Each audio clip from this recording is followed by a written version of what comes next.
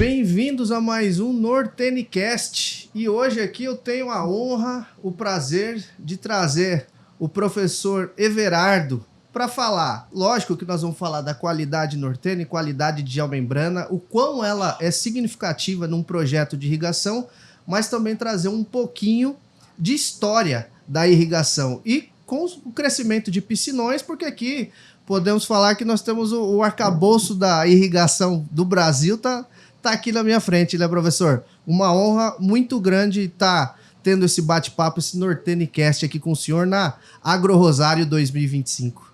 Eu agradeço também a oportunidade da gente estar aqui junto, né, Ramon? E junto com a Nortene, né, uma empresa que tem uma responsabilidade muito grande na qualidade dos produtos. E a gente está aqui junto desenvolvendo algumas ideias. É um prazer estar aqui podendo participar e discutir minhas ideias, discutir algumas coisas que a gente vai aprendendo em toda essa caminhada na agricultura irrigada, na irrigação. Hoje a gente sabe da importância da geomembrana. Hoje é notório em todos os projetos que a gente vê no Oeste Baiano, a questão de geomembrana, piscinões, canais. E o senhor viu isso crescer, né? A gente pode citar desde os conflitos por uso da água lá em Minas Gerais, outorgas compartilhadas, até chegar aqui, poços separados, você tendo 28%, 30% somente da vazão do seu projeto, e piscinão, canal, reservatório, tudo isso contribuiu, né?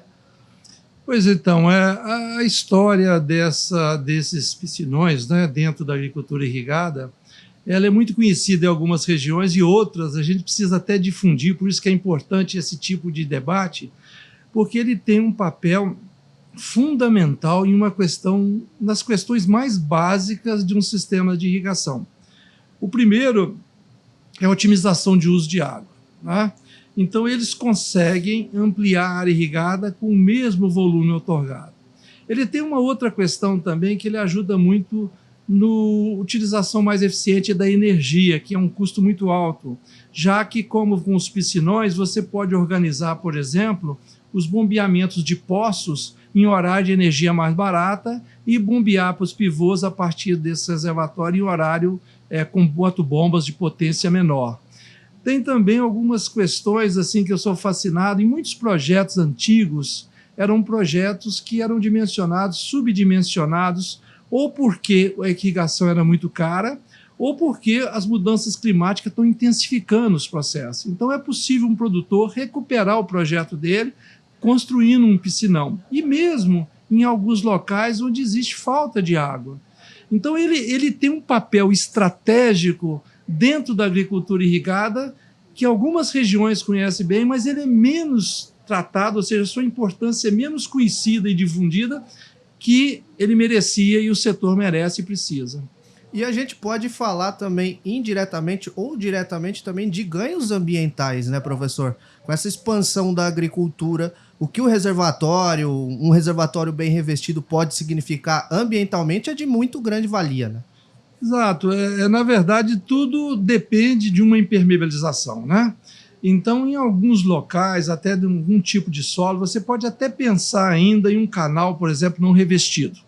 Mas um solo, por exemplo, numa fronteira agrícola do Cerrado, principalmente aqui no oeste da Bahia, solos arenosos, a perda de água é muito grande de infiltração. Por mais que você prepare um canal, você jogue algum produto para poder diminuir a infiltração, ele é muito grande, pode chegar depois de um tempo a 30%.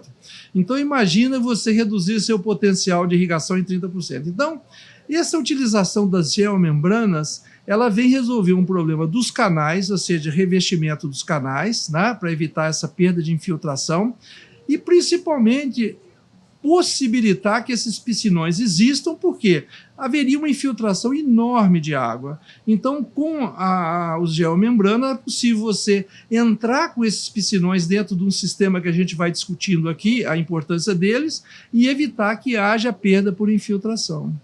E o ideal que a gente vem acompanhando é que não tem um padrão de projeto, né? Tudo isso é variado. O produtor que precisa de canal, o produtor que precisa de reservatório, tudo tem uma engenharia em cima disso para o produtor saber o que realmente ele vai comprar, né?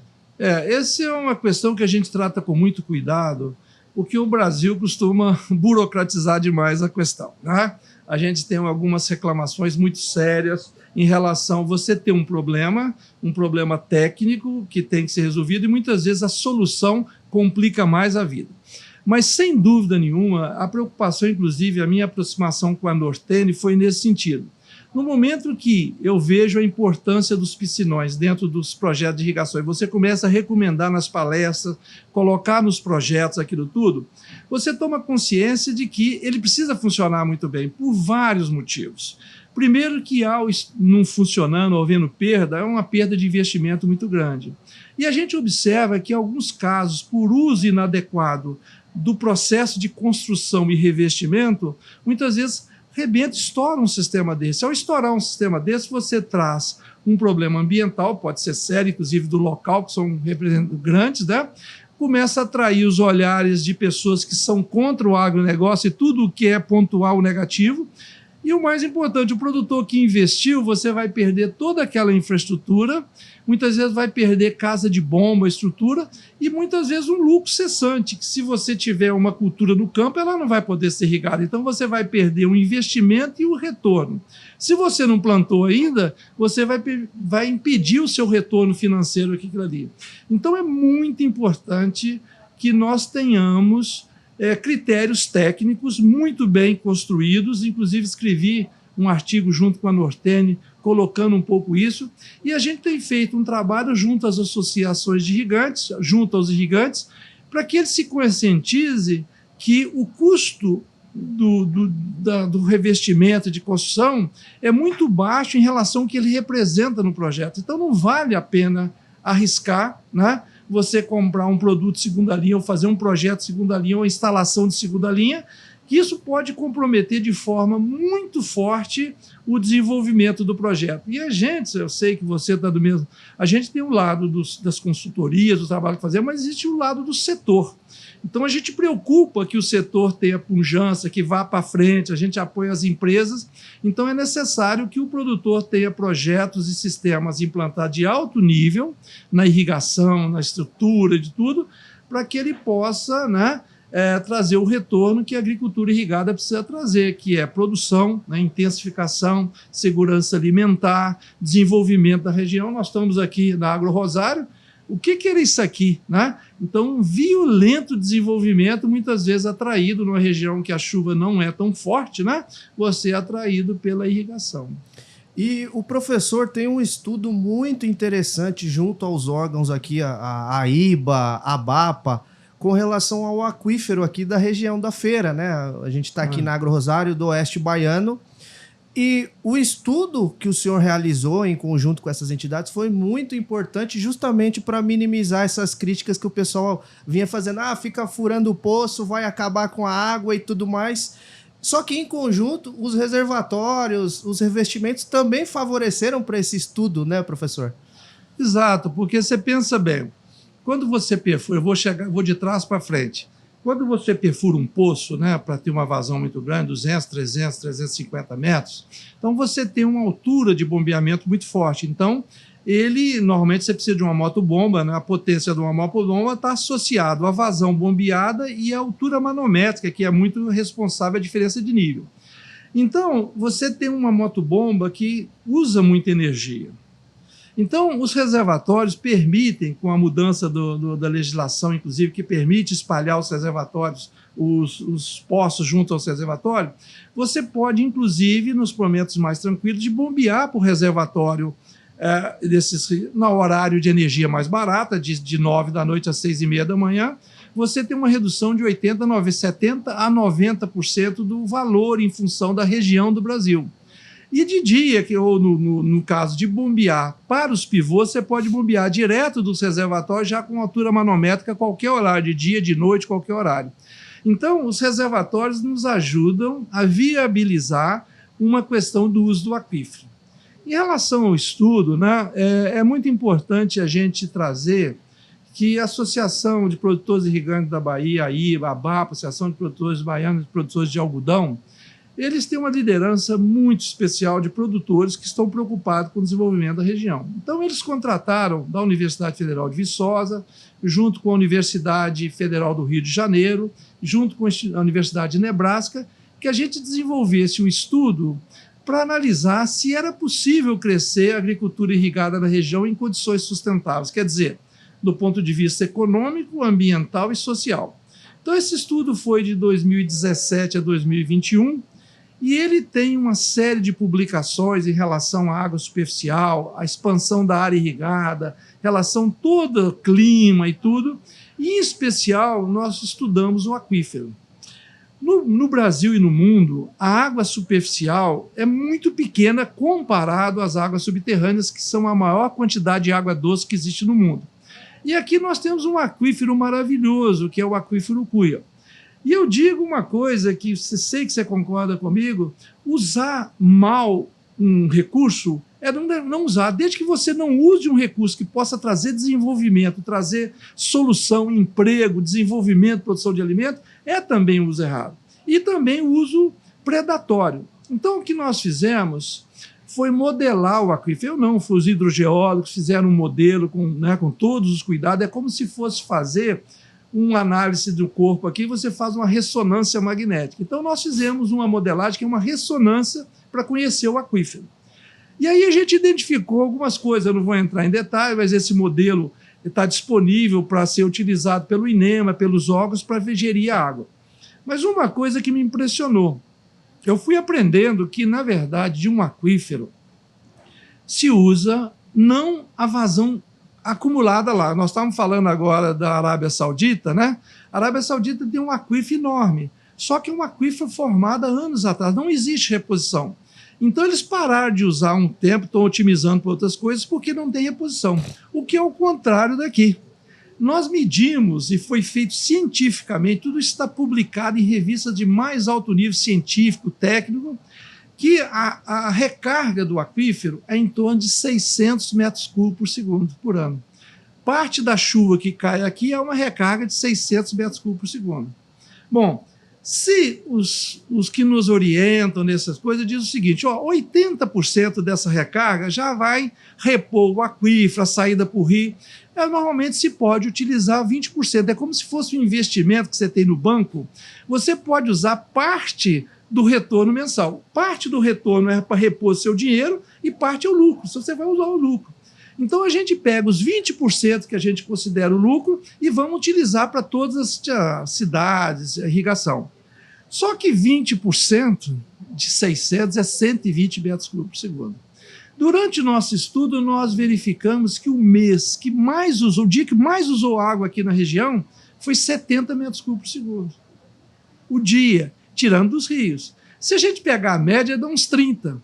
Então, nós usamos aqui na região 30 metros cúbicos por segundo em média dos rios, sendo que nós temos 120 metros cúbicos por segundo do aquífero. Então, o aquífero tem isso em condições assim, mínimas. Então, a região pode crescer de forma muito sustentável, utilizando um aquífero para o irriga aqui em torno da época 200 e poucos mil, e a gente prevê que pode chegar a 800. É claro que isso é chegar com o quê? Depende da região, você utilizando parte, né?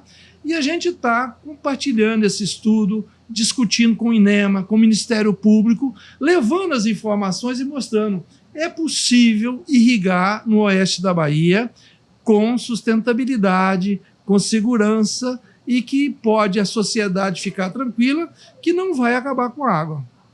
E com esse estudo, com esse avanço de todas essas informações, a gente vê que, principalmente aqui no oeste da Bahia, os investimentos foram ficando maiores com relação até mesmo reservatórios, e o pessoal que antes, vou fazer um reservatório para armazenar 60 milímetros, hoje já está armazenando 150, porque é como o senhor comentou, o que era isso aqui lá atrás? Quem imaginava que há 5 anos atrás ia ter o HF aqui no oeste da Bahia, né? Exato. Então, todo esse desenvolvimento está tudo em conjunto com essas informações, né?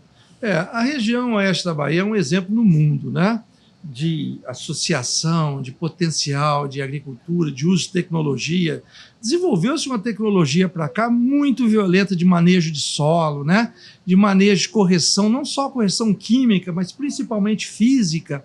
Inclusive, esse tipo de informação ele vai trazer assim, uma questão. Inclusive, assim, existe uma responsabilidade. Eu tenho falado muito em outros ambientes que o pessoal conhece pouco o agronegócio aqui da região.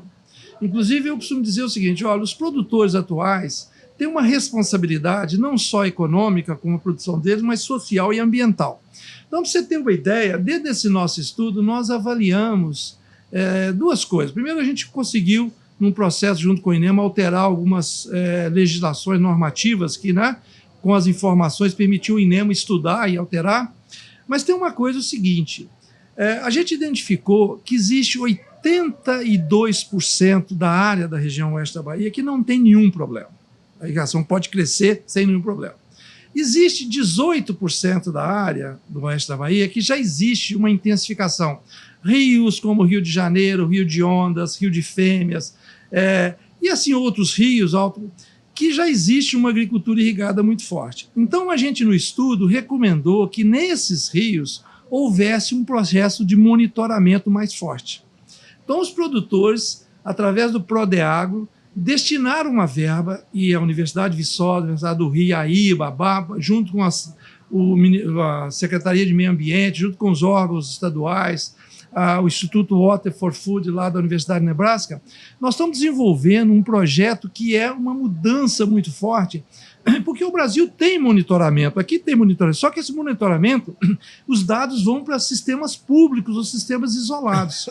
A ideia é que esse sistema seja um sistema público na web, que todas as pessoas, seja produtor, comerciante, a sociedade em geral, possa saber como está o nível das águas na região oeste da Bahia. Nós estamos bem avançados nisso, vamos monitorar os aquíferos, monitorar os rios, monitorar o usuário, monitorar a chuva. Então vai ser um projeto um pouco modelo para o Brasil, onde a agricultura irrigada vai crescer e, ao mesmo tempo, vai trazer tranquilidade. Uma comparação que muitas vezes o pessoal mais leigo, para entender, eu falo que o estudo é como se a gente fosse fazer uma viagem e o estudo foi preparar o carro. A viagem é do desenvolvimento da agricultura irrigada. Então, no estudo, a gente estudou o pneu, estudou o motor, estudou o freio, estudou tudo, ou seja, olha, existe condição para esse carro partir, esse desenvolvimento ser. Tanto é que se crescia uma média de 11 mil hectares por ano, hoje cresce 35, 40, 50. Né? São Desidério já é o município com mais área irrigada de pivô central no Brasil. Luiz Eduardo está caminhando, Barreira está caminhando, né? E o que aconteceu? Você, com esse projeto de monitoramento, é como se colocar um marcador de gasolina nesse carro que vai viajar. Então, um carro todo preparado, pronto para viagem, mas sem um marcador de gasolina traz incerteza, traz insegurança. Então, a gente acha que o estudo, além de trazer informação, agora vai trazer um monitoramento à medida. E aí a gente fala uma coisa muito tranquila, que é o seguinte, quando você não tem informação, entra o achismo emocional que a gente vê muito aqui. Tá? Então, por isso o estudo foi disruptivo no sentido de trazer, bom, eu tenho essa informação, é informação científica, foi feita as metodologias, foi publicado, está tudo aqui. Essa é a situação. E aí, então você começa a reverter o debate, porque as pessoas que têm uma... Eu falo o pior que a desinformação, que essa a gente combate mais fácil, a informação falsa, é a meia-verdade. E a gente vê muito isso. Aqui tem água, mas está acabando, sabe? Uhum. Pega o estudo que aconteceu em outra região que não tem nada a ver com aquilo, sabe? Então, isso o estudo trouxe muita tranquilidade. E isso, gente, é importante que a gente chegue claro que isso é importante para os produtores, sim. Um produtor é como um comerciante, é como um industrial que está produzindo alguma coisa. Mas isso é para a sociedade. Por quê? Geração de emprego, geração de renda, segurança alimentar, tudo isso está acontecendo, né, com ganhos para todas as pessoas. Nesse evento aqui, eu dou da casa de um amigo, na fazenda dele, e hoje a gente esteve visitando, é impressionante a estrutura, o refeitório, né? toda a estrutura de alojamento, a estrutura de administração, o parque de máquina, tudo isso gera uma riqueza que o agronegócio gera e o agronegócio irrigado mais ainda. Eu tenho uma frase que eu sempre utilizo nas minhas palestras, é que a irrigação é a atividade agrícola mais ESG que existe. Eu tenho certeza que o senhor vai concordar. E tem o nosso exemplo próximo aqui, que é Petrolina e Juazeiro, né? O que era e o que é atualmente. Lá é tão assim, vibrante que eu falo. Eu costumo assim, o que seria do norte de Minas se o projeto Jaíba e o projeto Gurutuba? Com todos os problemas, se não existissem esses projetos lá, seria um caos social. Então, eu concordo plenamente com você, inclusive que eu tenho trabalhado muito nas minhas últimas palestras, eu tenho falado de sustentabilidade. Eu dei uma palestra recentemente sobre agricultura circular, economia circular dentro da agricultura. Então, a gente observa, quando eu fui levar o pessoal ao conceito de agricultura circular, que é um conceito um pouco amplo, no sentido assim, de sustentabilidade, tudo você evita resíduos, você evita descarte, né? E você chega que a agricultura e a agricultura irrigada tem muito isso e a gente não se aproveita.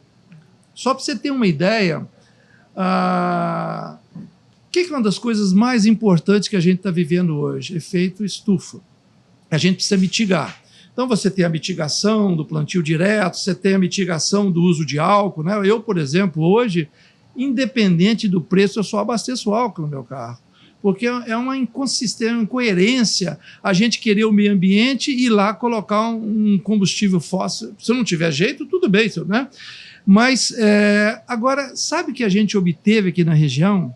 Nós temos um dos nossos pesquisadores, o professor Marcos Rei Costa, é um expoente da parte de meio ambiente, ele é do IPCC, e dentro do trabalho aqui ele fez 2 trabalhos estudando o solo, a questão de carbono no solo, em áreas sequeiro, irrigada, pastagem, floresta, assim, tudo.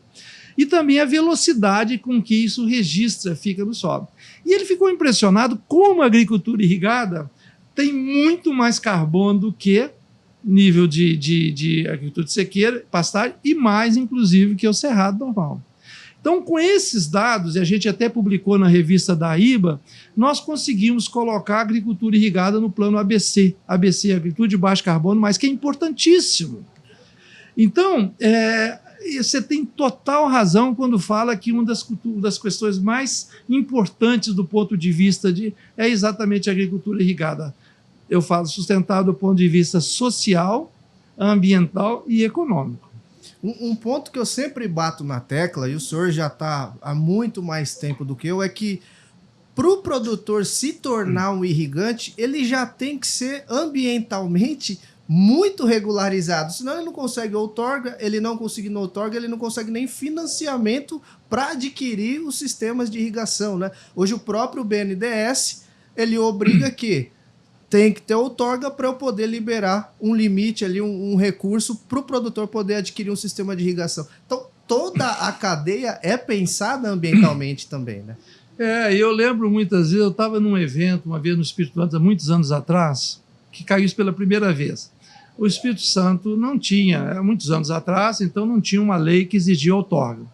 Então o Estado, falando de 20, 25 anos atrás, o Estado implementou uma lei falando, a partir de hoje nós vamos precisar de outorga para qualquer empreendimento de irrigação. Ótimo.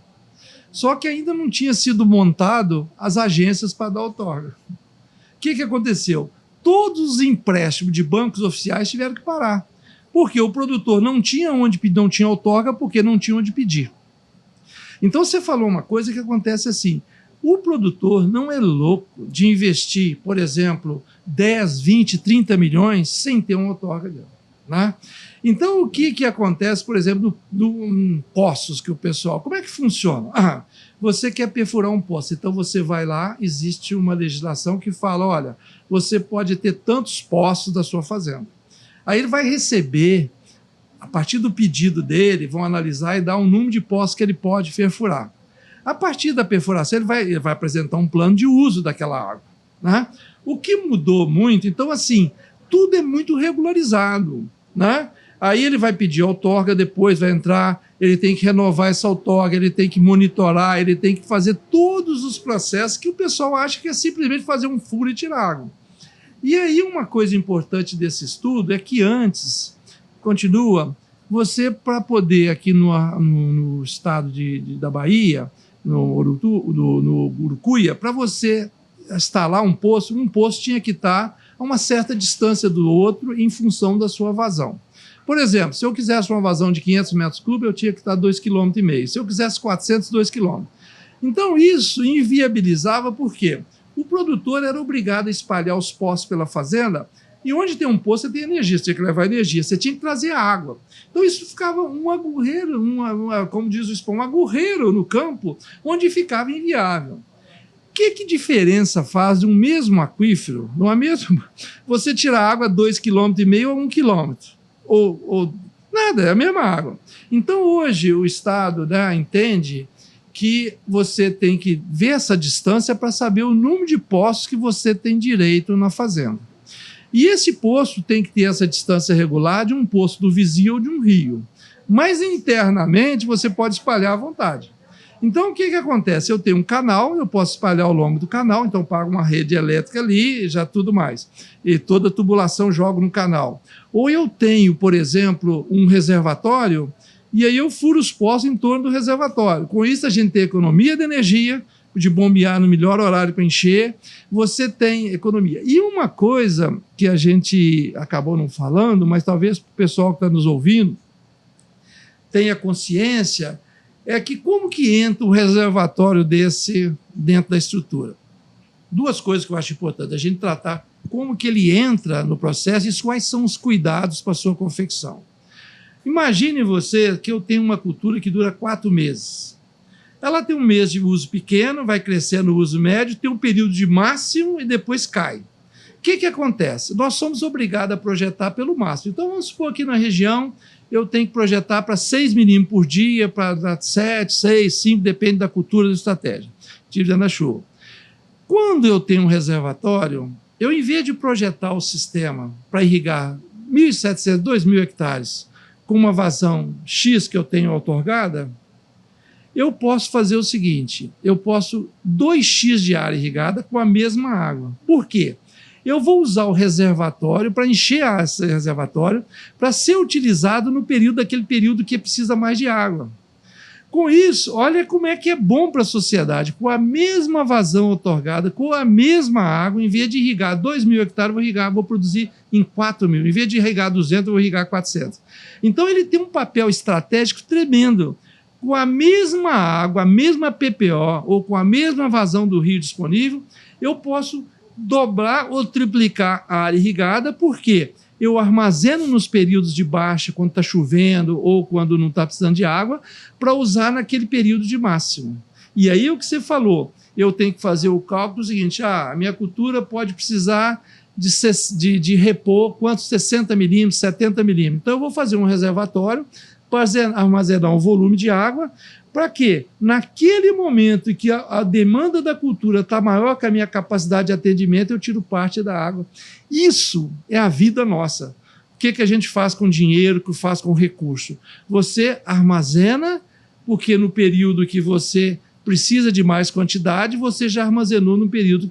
Então, é a questão do ISG que você falou, que é violento no sentido de trazer soluções, né? E por isso eu fiz essa parceria com a Nortene para me entender um pouco mais os cuidados relacionados a essa construção que é fundamental para o setor. E até pegando um gancho nessa questão ESG e dentro da própria indústria, eu fiz um IRRICast com todo o time da Nortene, o time técnico, e me surpreendi muito positivamente, porque eles me deram inúmeras informações que eu sequer imaginava que acontecia tudo aquilo dentro da fábrica.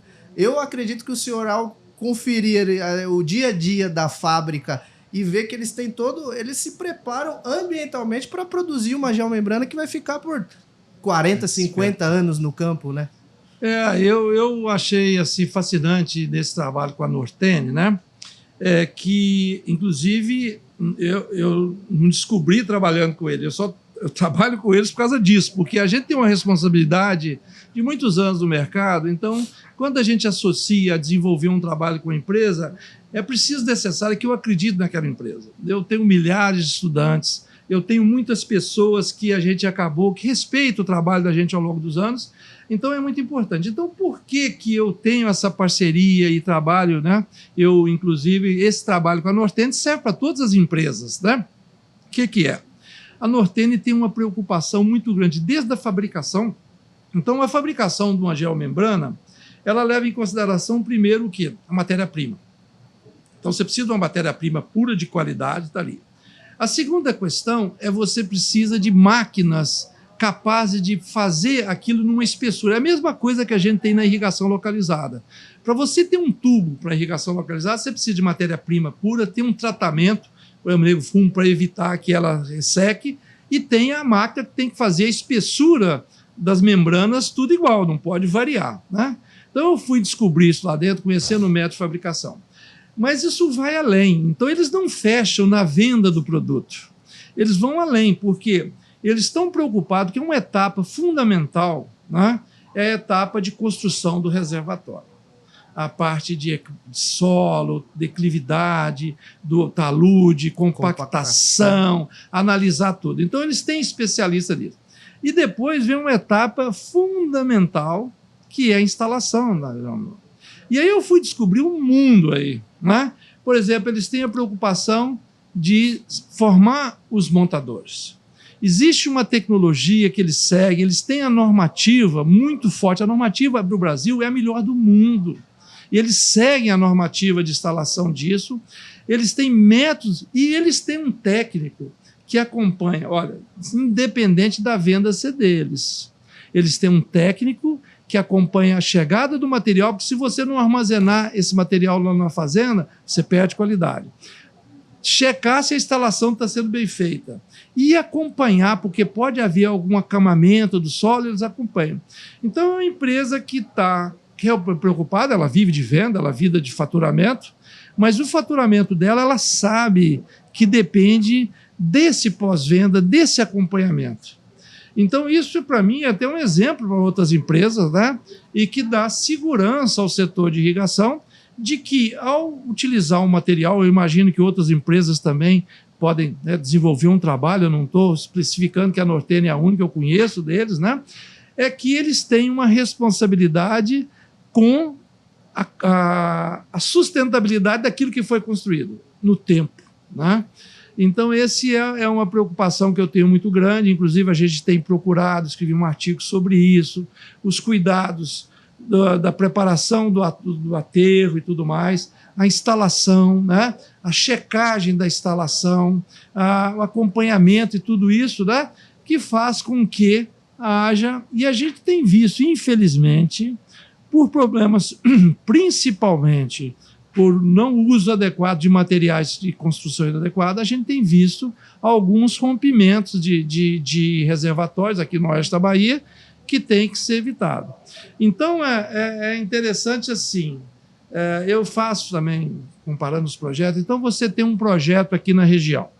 Então, vamos supor que você tem o custo do pivô, mas fora o custo do pivô, você tem o bombeamento do rio, você tem um canal, o reservatório, você tem a rede elétrica, você tem as instalações, casa de bombas, essas coisas todas, que a estrada e tudo mais. Então, quando você faz uma análise de um projeto, aí você tem ali, você vai ver que o custo do reservatório vai variar, depende do projeto, vamos supor de 10% a 15%. Enquanto a membrana, a geomembrana, vai custar 7%. Então, muitas vezes, as pessoas economizam comprando, primeiro, espessura inadequada. Então, a gente precisa preocupar com a espessura, esses reservatórios em torno de 1 milímetro, preocupar com a qualidade da geomembrana, né? E, em vez de economizar ali, talvez, um pouco, que não vai significar nada no custo do projeto, é isso que a gente tem trabalhado, que o produtor, né, assim como ele faz ao escolher o pivô, assim como escolher a motobomba, o cabo elétrico, construir toda a estrutura que ele faz com cuidado, que ele sabe que uma tubulação inadequada rompe, ele tem que usar o mesmo cuidado para fazer o reservatório, né? Procurar materiais idôneos, construção idônea, instalador idôneo, porque isso está ligado ao futuro do desenvolvimento da agricultura irrigada dele, né? E um bom produto ele está totalmente relacionado com isso, porque além das marcas, que às vezes a gente está em alguma empresa ou outra, mas eu acredito que nós defendemos a bandeira da irrigação. E quando ocorre algum rompimento, alguma coisa, isso é ruim para a irrigação em si, porque vira uma notícia e o pessoal aproveita para trazer outros problemas que não têm a ver com aquilo que aconteceu. E o que me deixou bem surpreso com a Nortene, um outro exemplo que eu sempre cito, eu costumo falar até que a própria irrigação, os processos da irrigação, está até atrasado com relação ao que o pessoal vem elaborando.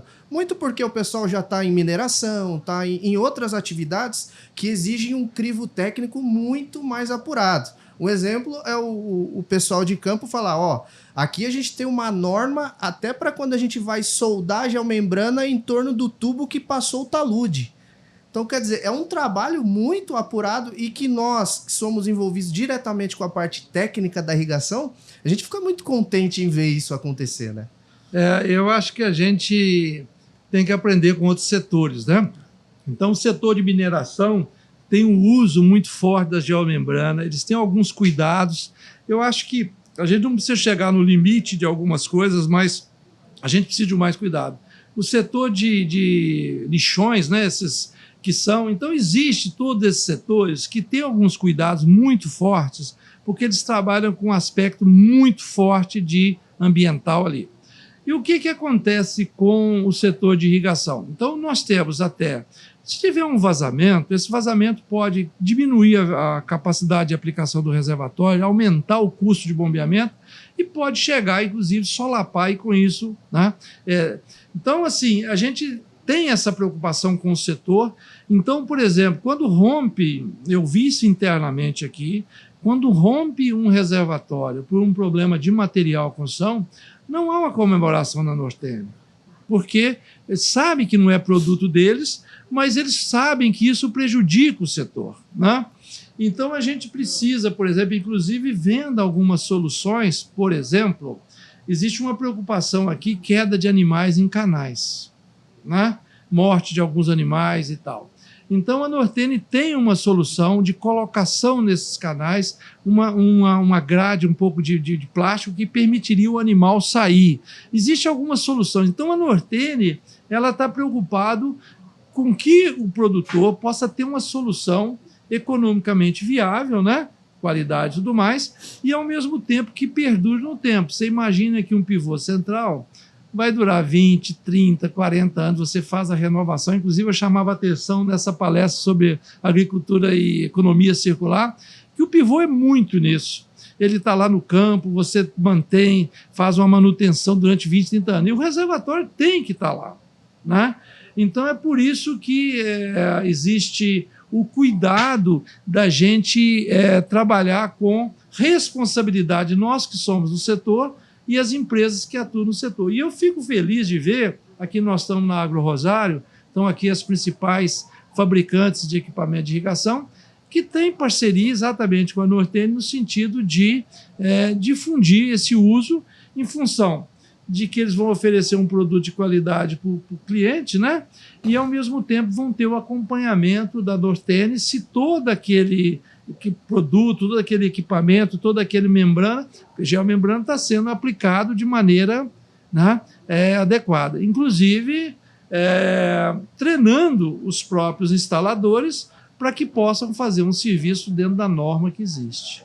Eu tenho até uma pergunta um pouco até pessoal, no sentido de que, com essa evolução que a gente teve da agricultura irrigada no Brasil, que é notória, gigantesca, isso comparando alguns anos atrás, o senhor não acha que deve haver alguma reformulação até na parte educacional das universidades? Porque, por exemplo, piscinão, eu não vi nada na universidade, em muitas outras universidades, sequer pivô central nós temos. Eu acredito que o senhor vem trabalhando com isso também nos bastidores, né? A gente tem uma preocupação grande, né? Que uma das coisas mais básicas de um desenvolvimento da agricultura irrigada é ter profissionais que possam atuar. Só fazer um exemplo, em 1986, o Brasil começou a despertar mais forte com a irrigação, a BID, a Associação Brasileira. Nós tínhamos o ministro extraordinário de irrigação, era o governo Sarney. E lá, durante o congresso da BID em Brasília, em 1986, nós estamos falando de 24, já tem 50 anos, né? E o que acontece? 50, 40 e poucos anos. O que nós encontramos? Lançou-se o Plano Nacional de Irrigação, de irrigar 1 milhão de hectares no Brasil, e Plano Nordeste de Irrigação, 1 milhão de hectares no Nordeste. Nós tínhamos um pouquinho de irrigação, paz no Sul, e ninguém acreditava nesse plano. Não é porque não existia força política, nós tínhamos um Ministério de Irrigação. Foi lançado... Por que a gente fez a avaliação que não ia para aí? Porque nós não tínhamos duas coisas: massas pensantes e mão de obra qualificada e indústria. E o que aconteceu hoje? De norte a sul do Brasil se estuda irrigação, todos os lugares. Antigamente eram algumas universidades, e nós temos uma indústria pujante. Os maiores fabricantes de pivô e de localizado do mundo estão aqui, estão vindo para cá. Na Agro Rosário nós estamos vendo todo mundo aqui. O que está acontecendo? Começa a faltar alguns elementos desse processo. Então, nas universidades a gente estuda hidráulica muito bem, estuda teoria de irrigação, mas nós precisamos que as universidades tenham tecnologia, né? Então, duas coisas que a gente tem buscado. É buscar parceria com as empresas que possam estar próximas das universidades, doando material, palestra, mostrando. Estágio, o estudante tem que fazer estágio. E ir nas feiras. Por exemplo, eu trabalhei na Universidade de Viçosa, que é excelente, curso de agronomia e irrigação. Qual é um problema que nós temos? Nós estamos longe dos centros produtores. Então, eu vivia com meus alunos no AgriShow, Fenicafé, todos, e eles tinham que ir, e, sabe, assim, eu motivava, falava na aula. Por quê? Porque daí eles saíam e encontravam o nível tecnológico. E hoje, eu vejo que a gente precisa, os professores precisam estar conscientes disso, que é impossível a universidade ter laboratórios com toda essa parafernália de equipamento aqui. Por isso, eles têm que usar a indústria para receber alguma coisa, para poder criar estágio, visitas fabricantes, eventos. E uma das coisas, para fechar isso, até fazer uma propaganda, eu desde 1995, desenvolvo softwares para manejo de irrigação, uma área que eu trabalhei muito. O que eu noto hoje? O mercado está aí muito forte, de assistência e tudo mais, principalmente para o grande produtor. Mas as universidades não têm um software adequado para dar aula, o professor não tem. Porque como é que vai dar aula com um software da empresa XY? E eu mesmo, quando criei um software comercial, eu mantive outro software para dar aula. Mas a gente tinha agora um software que eu tenho, que era para dar aula, que era antigo, o IRRiPlus.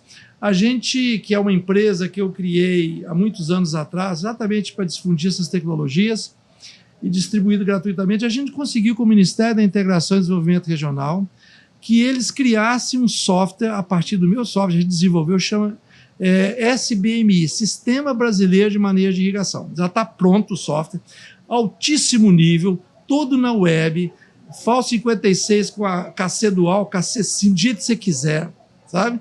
E como é que vai ser baixado esse software? No gov.br. Então o professor vai poder ir lá, formar um grupo, baixar e ceder. Então, esse software é muito importante para o setor. E eu me preocupo também com... Eu queria agradecer a diretoria de irrigação lá, né, que é comandado de maneira brilhante pela Larissa, né, o secretário de Segurança Hídrica, Giuseppe, e toda a equipe de lá, com o pessoal, os técnicos lá, que a gente conseguiu desenvolver uma parceria, recurso, e a gente vai lançar também o SBMI, Sistema Brasileiro de Manejo de Irrigação, PMP, para pequenos e médios produtores, baseado num software que eu tenho, que chama IRRiSimples. Então, a gente está criando. Então, isso vai ajudar a universidade. E em relação ao equipamento, é importante que aqui eu estava vendo cheio de estudantes do colégio, do Instituto de Poça aqui do lado. Então, é isso que a gente precisa, viu? E esse é um ponto que você tratou aí, crucial. Como nós estamos formando o nosso estudante com as tecnologias que estão aí tão amplas e sempre com novidade. E que é um ponto muito importante que a própria Nortene vem batendo na tecla também, né?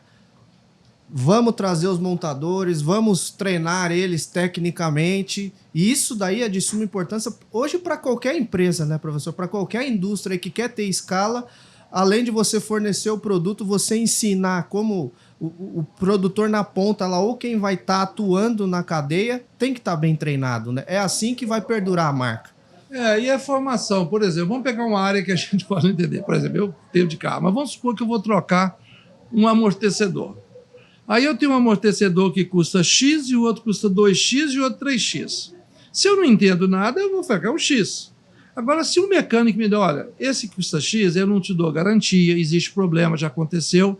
Você tem a opção aqui, custa 3X ou custa 2X ou um pouco 20% mais caro, mas ele é garantido, ele tem a garantia do seu fabricante e tudo mais. Bom, a gente muda.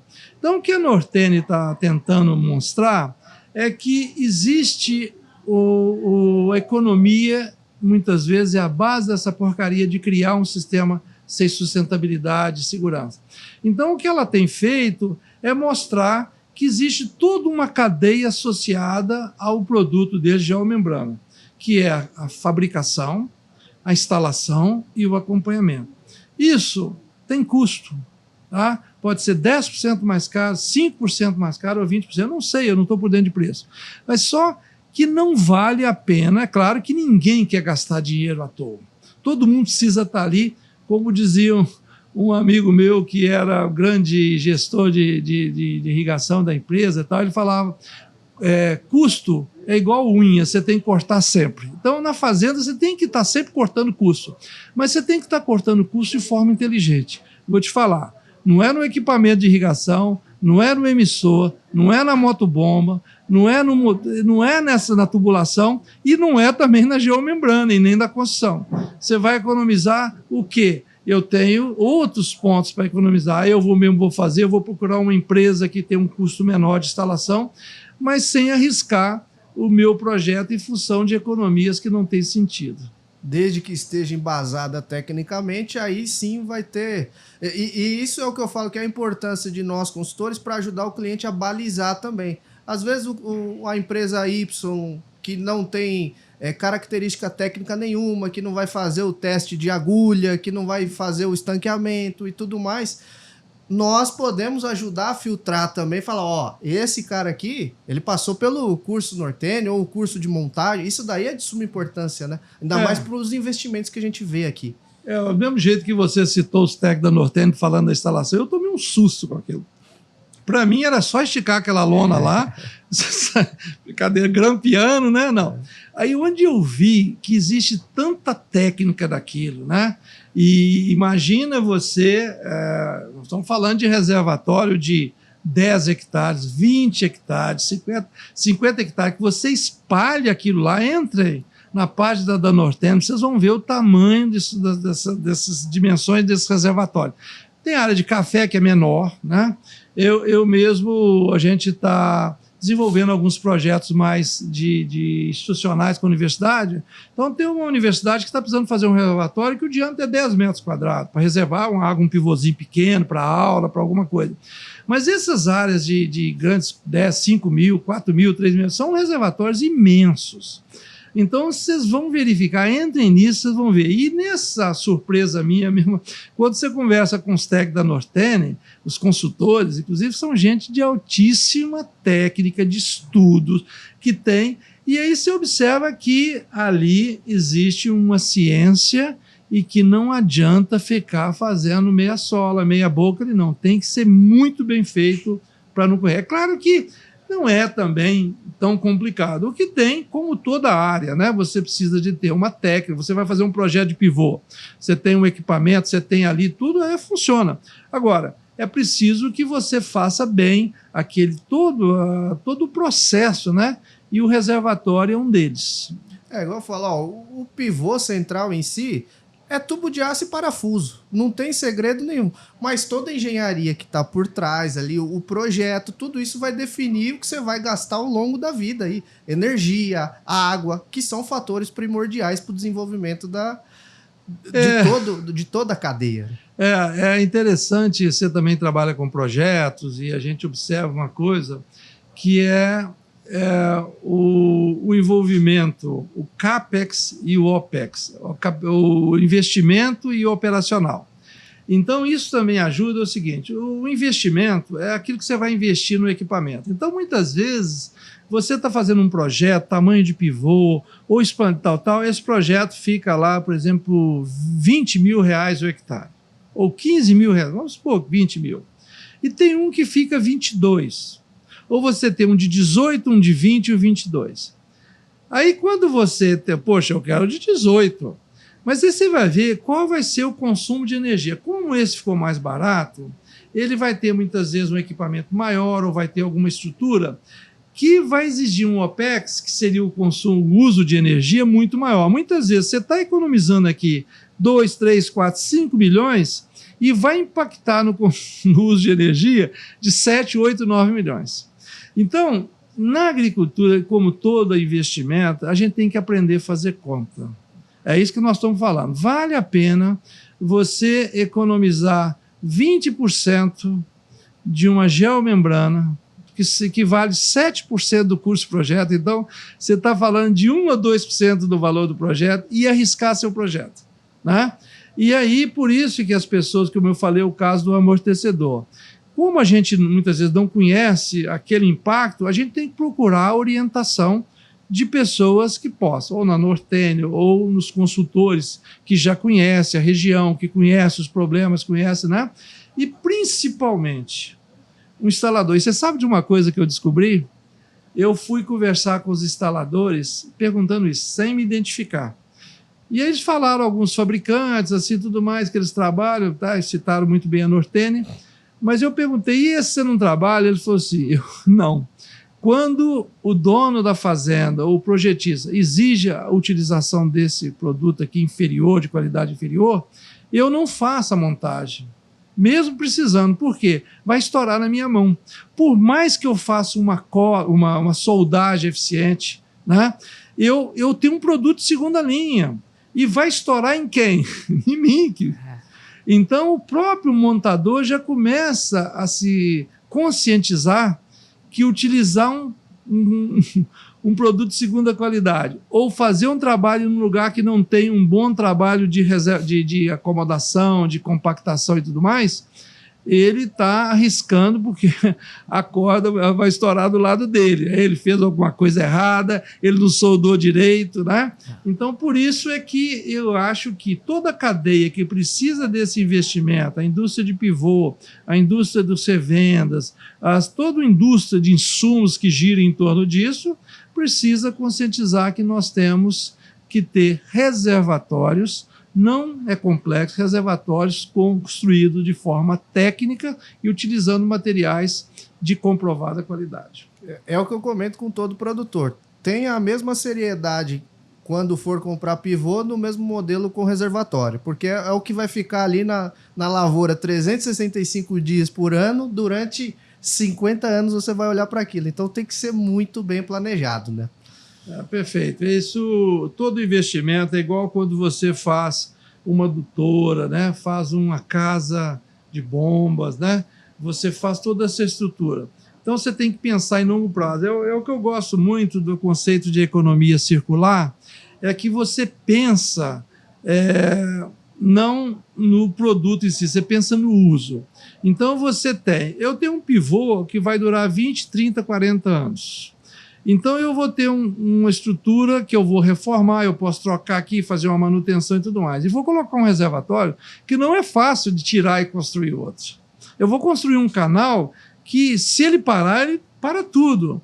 Então eu tenho que tomar cuidado, que é uma instalação, até um pivô deu um problema, uma coisa lá, você consegue fazer, né? E tem uma questão também, bom, que eu gosto muito do reservatório pelo seguinte, aqui na região está se investindo muito em poço, tá? Imagina que eu tenho um poço abastecendo um pivô, tá? E, como tudo na vida, você tem um problema no poço, pode ter uma motobomba e tudo mais. Só que uma bombinha do rio, você chega lá correndo e faz. Como é que você tira uma bomba a 200, 300 metros de profundidade, faz uma manutenção, aquilo vai durar 3, 4, 5 dias, você pega uma soja, você pega um milho e um algodão no período de máximo, você está ferrado. Então, o reservatório, ele é também uma segurança. Se eu precisar fazer uma manutenção, existe outro julgando para o reservatório. Ou existe a água do reservatório até eu consertá-lo. Então, ele tem o lado de ampliar a área irrigada com a mesma quantidade de água, mas traz também uma segurança. São esses solos arenosos aqui. Você pega um veranico aí de 10 dias no mês de janeiro aqui, 15 dias. Sua cultura lá precisando de água, e você tem um problema de energia ou qualquer coisa no poço. Você tem outros poços. Então, ele faz esse jogo de não só ampliar a sua capacidade de irrigação, mas como diminuir os riscos. Então, é por isso que parece que a gente está sendo muito detalhista, muito cri-cri em relação aos cuidados, mas é que ele tem uma capacidade de nos ajudar no setor muito grande. Então, fala assim, é igual uma pessoa que produz muito, um funcionário que é excelente, que resolve todos os problemas. Você tem muito cuidado com ele. Você quer dar a melhor condição de trabalhar, você quer dar o melhor carro para ele mais seguro, você quer criar uma condição. Então, nós temos que fazer a mesma coisa, assim como a gente já faz com outros, porque ele é muito importante para o setor. O produtor tem que entender que não é preciosismo, né? É uma engenharia necessária para o investimento duradouro, né? Exatamente. Eu tenho um lema que eu sempre falo na palestra, podcast, a gente já está indo para o final desse bate-papo aqui, que eu defendo a bandeira do mais Brasil com S e menos Brasil com Z. O senhor também é bem viajado, Estados Unidos, Oriente Médio, Europa. Eu tive recentemente ali nos países nórdicos, eu vi o pessoal tudo não fazendo plantio direto e tal. E a gente pegando assim um overview, agro brasileiro e irrigação brasileira. A gente ainda tem muito para contribuir para o mundo e muito para ensinar para o mundo, né, professor? Sem dúvida nenhuma. Eu cara, que todo setor, eu transito um pouco, hoje eu moro em São Paulo, converso muito com jornalistas, pessoas de outros setores, músicos, né, que a gente convive, você encontra numa academia, encontra num processo.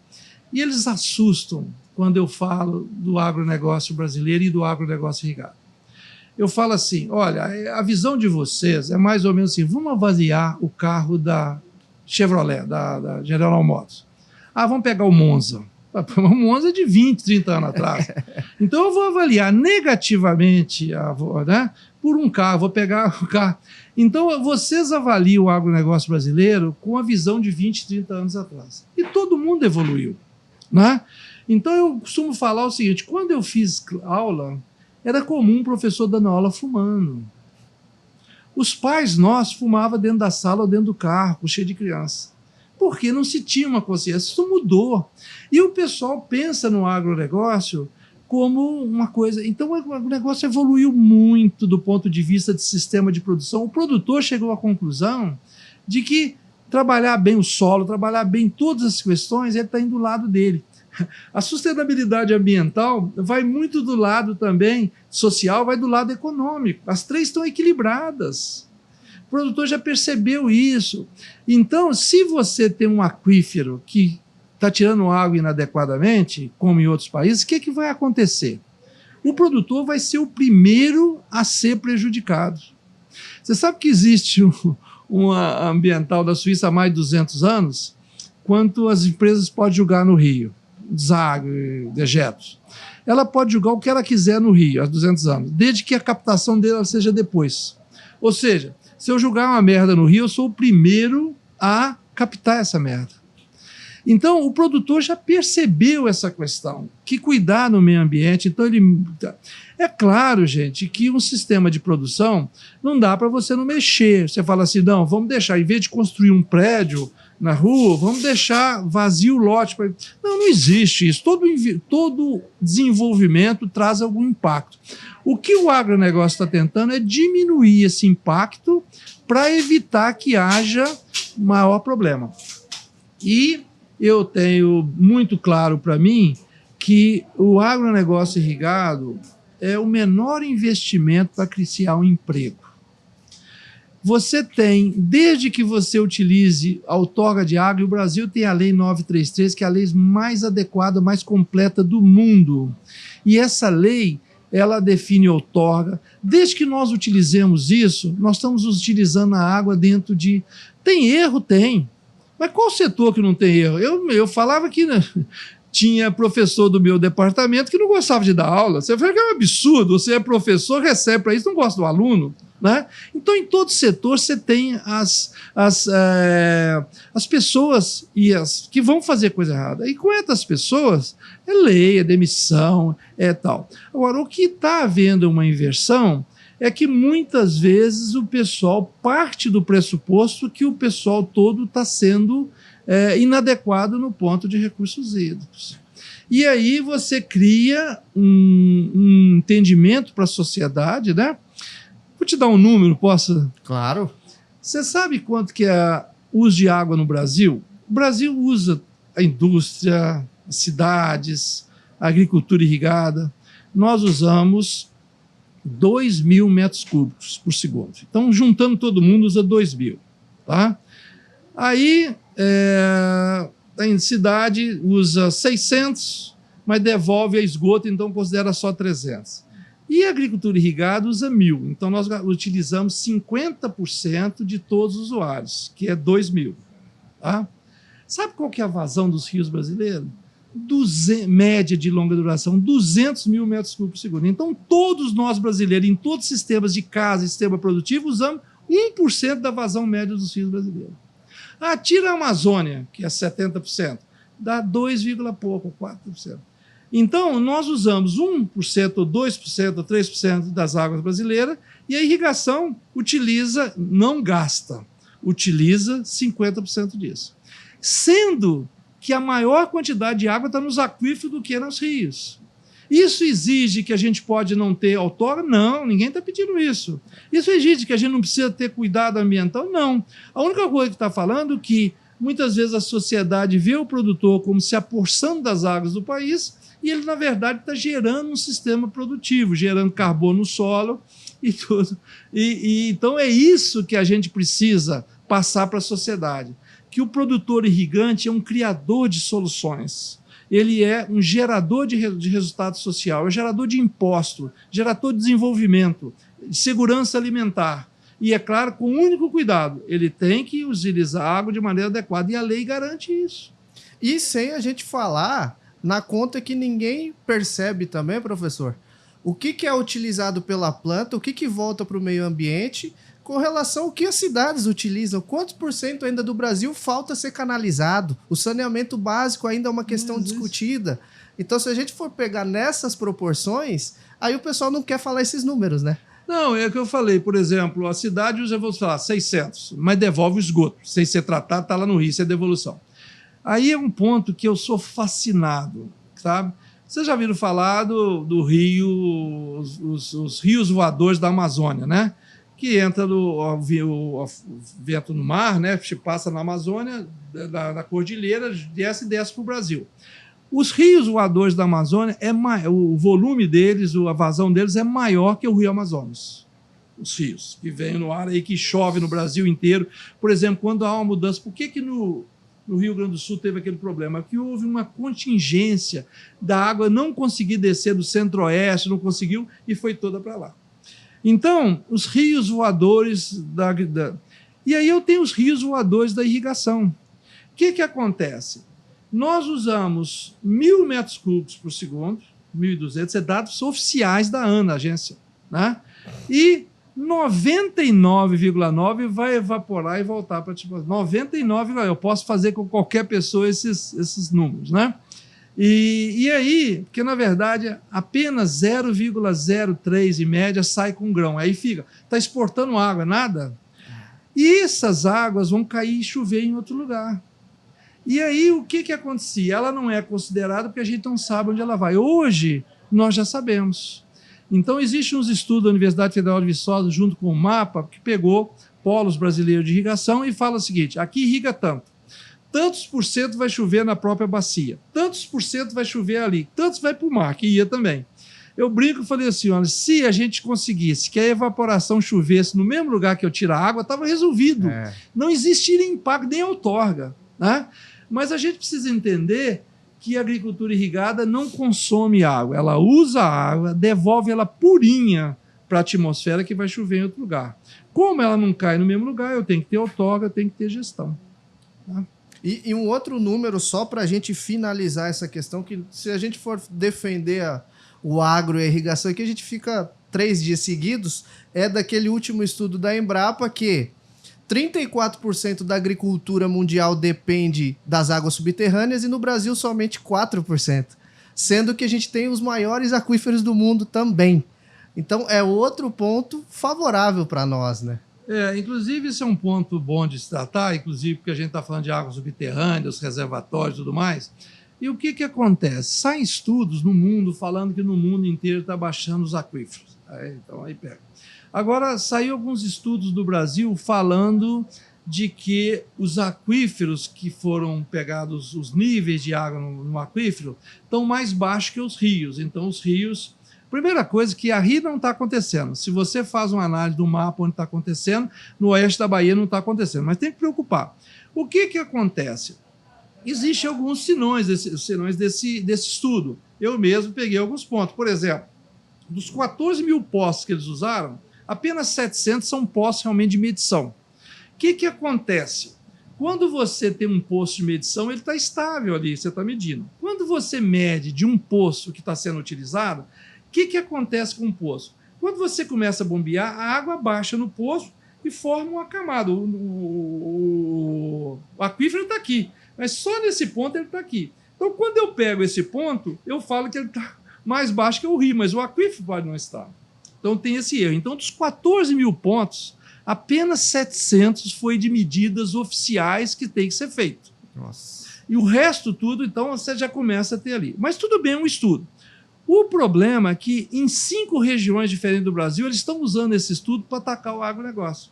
Por exemplo, recentemente saiu um aqui do oeste da Bahia, trazendo casos absurdos que não tem nada a ver. Olha, é por isso que a gente está lutando contra o agronegócio.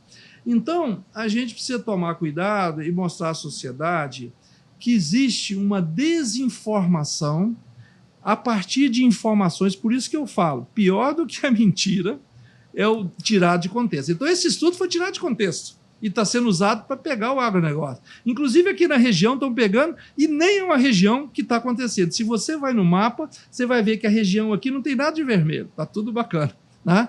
Agora, então, é um estudo interessante que precisa ser analisado, que o pessoal pega. Então, é por isso que a gente precisa fazer essas lives, trabalhar com esse podcast, conversar um pouco, porque água mole em pedra dura, tanto passa até que for. Nós precisamos melhorar nossa comunicação com a sociedade e mostrar que existem os pontos para melhorar, sim, mas a maioria das informações que saem do agronegócio em relação ao agronegócio irrigado e tudo mais, são informações sem o cunho técnico, sem a verdade técnica e que muitas vezes estão contaminadas pelo achismo e pelo emocional que a água traz. E o pessoal pode ter certeza que nós somos uns críticos ferrenhos de nós mesmos, né, professor? A gente sempre busca o ápice da sustentabilidade em tudo que a gente vem trabalhando, né? Porque a gente, hoje tivemos oportunidade de estudar, né, de trabalhar em empresa que exige, né? Eu na universidade, você em várias empresas que são técnicas, que exigem, a gente está sempre se preparando, estudando, né? Então, a gente é muito real no seguinte sentido de procurar avaliar a informação antes de difundir, antes de analisar. Eu costumo falar que, por exemplo, agora eu parei, mas eu frequentemente, agora nas palestras, né, eu enfrentava todos os dias, todas as semanas, várias turmas de graduação, várias turmas de mestrado, doutorado. Então, eu tinha que ter coerência de pensamento. Porque uma coisa é você enganar aqui, outra coisa é você chegar para os seus alunos, e alunos muitas vezes altamente capacitados, então você tem que ter o cuidado da gente tratar da informação. Então eu vejo que isso falta em alguns setores. Né? Por isso, Alan, quando algum repórter me liga, eu paro tudo. Sabe? Outro dia fui lá numa empresa de telefonia de televisão de São Paulo, eu paro tudo. Por quê? Porque a gente precisa comunicar melhor com a sociedade. Né? Existe, por exemplo, a Agrojó, jornalista do agronegócio, eu já reuni com eles. Eles fazem um trabalho muito interessante porque eles visam fazer um movimento para que o agronegócio verdadeiro venha à tona, com todas as suas características boas e ruins, não só os negativos, como muitas vezes se coloca, né? Então, a gente precisa fazer esse tipo de informação para que a gente possa valorizar o produtor irrigante, né? As empresas que trabalham, como a Nortene, que trabalham em prol de qualidade, porque essas empresas, esses produtores, eles estão trazendo uma solução para o Brasil. O que é? A irrigação, ela permite, eu costumo falar, não é porque a gente trabalha com isso não, falando, é uma tecnologia diferente de todas as outras, porque ela muda o sistema de produção. Então você começa a ter uma primeira safra mais adequada, irrigando. E, na verdade, quando a gente complementa a chuva, mas você consegue fazer intensificar, nós temos no mundo 340 milhões de hectares irrigados. Como a agricultura irrigada produz muito mais, se não tivesse agricultura irrigada, eu precisaria de mais 1 bilhão de hectares para suprir a produção de 340 milhões. Então, quando você irriga, você intensifica, você produz mais no mesmo momento, você gera mais emprego, você gera tudo. Então, a agricultura irrigada, gente, é uma solução para o problema que nós vivemos de ESG, de agricultura circular, agricultura sustentável, porque ela traz isso com o único cuidado. Ela precisa ter seriedade no uso dos recursos hídricos. É o que nós fazemos todo dia, inclusive com o trabalho da Nortene. É isso aí. Então, pessoal, se vocês deixassem, a gente ficaria aqui mais 24 horas conversando sobre irrigação, sobre agronegócio. Tenho certeza que a gente tem mais assunto. Nós vamos terminar essa conversa lá no Uruguai, no evento que nós vamos, no Encontro Técnico de Irrigação. E para seguir, onde que o pessoal pode te achar nas redes, professor? Onde que o senhor está mais ativo? Pois então, na verdade, eu sou bem falho nisso. Eu acho que essa nova geração está muito mais atento a isso, né? Mas eu tenho um Instagram, normalmente eu divulgo até junto com a Nortene e outras empresas, e vocês vão me encontrar um pouco mais nas minhas palestras. É engraçado que eu estou muito no YouTube com as minhas palestras, com minhas publicações, né? Então eu posso ser encontrado em diversos meios, mas estou precisando melhorar a minha performance na rede, viu? E isso eu tenho trabalhado, inclusive contratei um assessor para me ajudar um pouco nisso. Não, pode deixar que isso, o senhor me ensina irrigação, eu ensino sobre as redes e a gente vai junto. Fechado. Fechado? Tá bom. Então é isso aí, pessoal. Se inscreva no canal da Nortene aqui no YouTube. Sigam a Nortene nas mídias, LinkedIn e Instagram, que ela é bem ativa. Se inscreva lá no canal do YouTube, Mundo Irrigação, Instagram, pivô_central, e aguardo vocês até o próximo NorteneCast com muito mais informação.